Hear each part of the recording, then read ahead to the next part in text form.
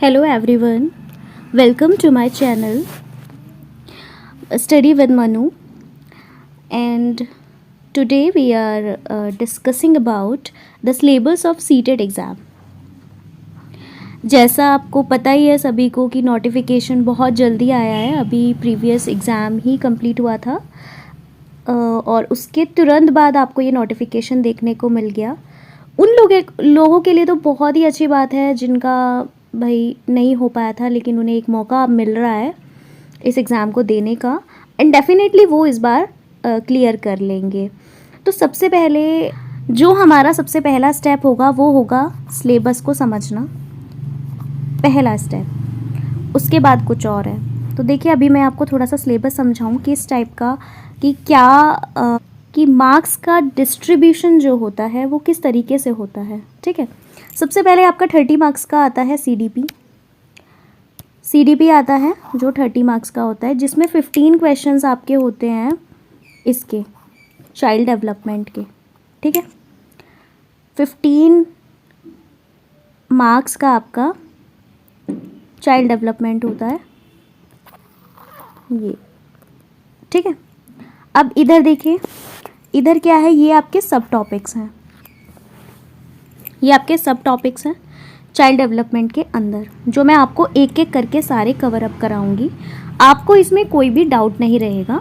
15 marks आप आसानी से लेकर आ जाओगे। ठीक है, बहुत मुश्किल नहीं है, बहुत आसान है। देखिए, सबसे पहला जो आता है वो है कॉन्सेप्ट ऑफ चाइल्ड डेवलपमेंट, यानी कि क्या है चाइल्ड डेवलपमेंट, लर्निंग के साथ क्या रिलेशनशिप है। देखिए, यहाँ सिलेबस इंग्लिश में है पूरा, तो इसलिए हिंदी वाले थोड़ा सा घबराएं नहीं, क्योंकि मैं दोनों ही लैंग्वेज में आपको पढ़ाऊँगी। ऐसा नहीं होगा कि सिर्फ इंग्लिश वाले बच्चों के लिए बेनिफिट है, आपको भी बेनिफिट मिलेगा जो हिंदी माध्यम से जो बच्चे हैं। ठीक है, तो आप बिल्कुल टेंशन ना लें इस बात की। बस ये है, थोड़ा सा आपको मोटा मोटा ये पता चल जाए कि किस टाइप के कि मार्क्स का डिस्ट्रीब्यूशन कैसे है, कितने मार्क्स का कौन सा आपका सेक्शन है, इसमें क्या क्या चीज़ें हैं। तो ये प्राइमरी लेवल का है, 1st to 5th जो मैं आपको बता रही हूँ। ठीक है, अब देखिए प्रिंसिपल्स क्या हैं, उसके बाद हेरिडिटी इन्वायरमेंट का क्या इफ़ेक्ट पड़ता है चाइल्ड डेवलपमेंट पे, सोशलाइजेशन कैसे मतलब उसका क्या है, सोशलाइजेशन कैसे होता है। उसके बाद पियाजे, कोहलबर्ग, वाइगॉस्की की थ्योरी बहुत इंपॉर्टेंट है, इनसे क्वेश्चंस आते हैं, बट अब डायरेक्ट क्वेश्चन थ्योरी से नहीं आते हैं, थोड़े अंडरस्टैंडिंग बेस्ड क्वेश्चन होते हैं। ठीक है, थोड़ा पैटर्न बदल गया है पहले से। Concepts of child centred and progressive education. ठीक है, critical perspectives of the construct of intelligence, ये इंटेलिजेंस के बारे में ये मैं आपको कराऊंगी। मल्टीपल डायमेंशनल इंटेलिजेंस बताऊंगी। लैंग्वेज थॉट क्या है, ये सारी चीज़, इंडिविजुअल डिफरेंसेस। उसके बाद जो असेसमेंट फॉर लर्निंग और ऑफ लर्निंग में डिफरेंस होता है वो चीज़ें। ठीक है, उसके बाद आगे देखिए, आगे जो ये इंक्लूसिव एजुकेशन का पार्ट है, इससे 5 सवाल आते हैं जो कि बहुत ही आसान है। इंक्लूसिव एजुकेशन, थोड़ी सी भी अगर आपने कॉमन सेंस लगाई ना, तो इसके क्वेश्चन आपके कहीं नहीं गए, आप आराम से कर लोगे। लर्निंग पेडागोजी यहाँ 10 नंबर की होती है, बहुत आसान है ये भी, जिसमें आपका ये सब कुछ आएगा कि बच्चा कैसा सोचता है, कैसा सीखता है। ठीक है, ये सब कुछ यहाँ आपको बच्चे बन के सोचना पड़ेगा, उसकी जगह पे खुद को रख के, तब चीज़ें होंगी। अगर प्राइमरी लेवल का पेपर है तो आंसर उसके हिसाब से देना है। अगर आपका एलिमेंट्री स्टेज वाला पेपर है, मतलब सेकंड जो 6 to 8 के लिए आप भर रहे हो पेपर 2, उसकी मतलब उसके अकॉर्डिंग आपको फिर आंसर करना है। ठीक है, emotions, motivation, learning, factors contributing of, ये सब। उसके बाद देखिए आता है आपका लैंग्वेज का पोर्शन। अगर आपने लैंग्वेज 1 में जो भी सब्जेक्ट भरा होगा तो सबसे पहले आपको वही अटेम्प्ट करना होगा। ठीक है, उसका क्या है, ये कॉम्प्रीहेंशन, यानी कि 2 आपके अनसीन पैसेज आएंगे, वो 15 मार्क्स का होगा। ठीक है, ये आपका 15 मार्क्स का होगा।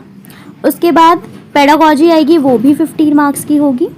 पेडागोजी का 50-50 रोल रहता है, इसलिए आपको बहुत ध्यान से ये चीज़ें करनी हैं। ठीक है, अब आइए सेकेंड लैंग्वेज में आपने जो भी फिल किया होगा अपने फॉर्म में, उसमें भी ऐसे 15 मार्क्स का डिस्ट्रीब्यूशन है, यानी कि 15 मार्क्स का आपका ये है, 15 मार्क्स का आपका ये है। राइट। मैथमेटिक्स बहुत आसान है। मैथमेटिक्स में 15 मार्क्स का वही कंटेंट है, 15 मार्क्स की आपकी पेडागोजी है। यहाँ मैथ्स आपको मॉडरेट भी नहीं मिलेगा देखने को। मैं सच कहूँ तो बहुत ही इजी मैथ्स होगा, वेरी इजी। ठीक है, क्वेश्चंस आप आसानी से कर लोगे। अगर आप टीचर बनने जा रहे हो तो इतना बेसिक मैथ्स सबको आना चाहिए मेरे हिसाब से। तो मैथ्स में आप बिल्कुल भी कोई टेंशन ना लो। पेडागोजी यहाँ पे भी आते हैं, पेडागोजिकल इश्यूज़। उसके बाद एनवायरमेंटल साइंस, जिसे आप ईवीएस कहते हो शॉर्ट फॉर्म में, यहाँ ये 6 थीम्स पे क्वेश्चंस आएंगे, एनसीईआरटी फॉलो की जाएगी और आपको मैं इन शॉर्ट 1 पेडागोजिकल इश्यूज़ इसमें भी आते हैं भाई 15 मार्क्स के। यहाँ आपका पेपर होता है फिनिश। अब जो बच्चों ने पेपर 2 फिल किया हुआ है उसमें ईवीएस नहीं आएगा, आपका 60 मार्क्स का आगे सब्जेक्ट आता है। यहाँ तक सब कुछ ख़त्म है। ईवीएस जैसे मैथ्स आता था 30 नंबर का और फिर उसमें ईवीएस आता था, इसमें मैथ्स नहीं आएगा। लैंग्वेज वही रहेगी, दोनों कॉम्प्रिहेंशन और पेडागोजी। उसके बाद यहाँ देखो, अगर जो बच्चे मैथ्स और साइंस वाले हैं, जिन्होंने साइंस और मैथ्स ऑप्शनल में भरा होगा सब्जेक्ट में, तो यहाँ 60 मार्क्स का सब्जेक्ट होता है आपका। अगर मैथ्स और साइंस है तो 30% साइंस है तो मैथ्स आपका 30 मार्क्स का होगा और 30 मार्क्स का ही आपका साइंस होगा। ठीक है, इसमें 20 मार्क्स का क्या होगा, वो आपका कंटेंट होगा।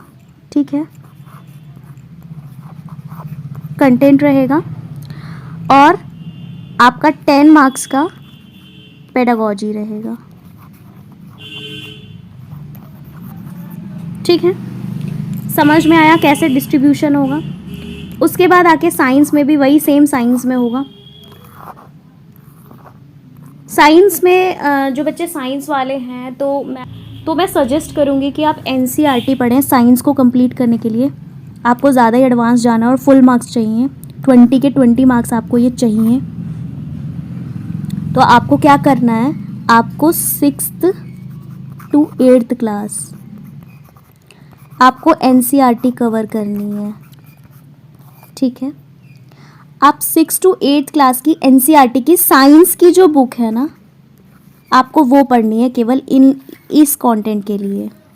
ठीक है, समझ आ गया। उसके बाद पेडागोजिकल इश्यूज़ वही 10 मार्क्स का आएगा। अब आते हैं एसएसटी वाले स्टूडेंट्स जिन्होंने अपने सब्जेक्ट में एसएसटी लिया है, तो देखिए उनके लिए बहुत फ़ायदा है। इसमें मैथ्स वगैरह कुछ नहीं आएगा, मैथ्स आपसे पूछेगा भी नहीं। वो 40 नंबर का आपका सब्जेक्ट आएगा और 20 मार्क्स की आपकी पेडागोजी आएगी। ठीक है, ये जो 40 मार्क्स का है इसमें भी मैं आपको सजेस्ट करूँगी कि आप 6th to 8th क्लास की एसएसटी की बुक और कोई नहीं, सिर्फ एनसीईआरटी पढ़नी है। 6 to 8th क्लास सब कुछ हो जाएगा, उसी में से आपको क्वेश्चंस मिल जाएंगे। ठीक है, और कहीं 10 बुक मत चूज़ करो, कहीं से कुछ मत पढ़ो, सिर्फ एनसीईआरटी को फॉलो करो। आप पेपर 2 के लिए बिल्कुल तैयार हो जाओगे और ये आपका सच में एग्ज़ाम अगर आपको क्रैक करना है तो आप सिर्फ इतना पढ़ लो। ठीक है, उसके बाद ये सब चीज़ें आपकी हो चुकी। कुछ टिप्स एंड स्ट्रैटेजीज़ मैं आपके साथ शेयर करती हूँ कि आपको एग्ज़ाम, कोई भी एग्ज़ाम हो, कॉम्पिटिटिव एग्ज़ाम, उसके लिए क्या टिप्स एंड ट्रिक्स की ज़रूरत है। पहली टिप है आपका सिलेबस जो है वो सबसे इम्पॉर्टेंट पार्ट है। सिलेबस को सबसे पहले थॉरोली समझना वो हमारा फर्स्ट स्टेप होना चाहिए, जैसे कि आज की वीडियो में मैंने किया। तो सबसे पहले सिलेबस को बहुत अच्छे से समझना है। Second will be invest more time on weaker section. आपको अपना ज़्यादा से ज़्यादा टाइम अपने वीकर सेक्शन को स्ट्रॉन्ग करने के लिए देना है, क्योंकि जब हमें अपनी वीकनेस पता होती है ना, तो उसको अगर हम सुधार लें तो वो हमारा प्लस पॉइंट बन जाता है। ठीक है, तो invest more time on weaker section, इसका ये मतलब है। और क्या टिप हो सकती है, देखिए study material should be exam oriented. जो आपका स्टडी मटेरियल है, जो भी आप पढ़ रहे हैं, वो एग्ज़ाम ओरिएंटेड होना चाहिए। ये नहीं है कि आप कुछ भी उठा के पढ़ लो, नहीं। सीटेट के लिए एनसीईआरटी मैं प्रेफर करती हूँ। मैं आपको सजेस्ट भी 2-3 बार बोला है कि एनसीईआरटी ही आप प्रेफर करें।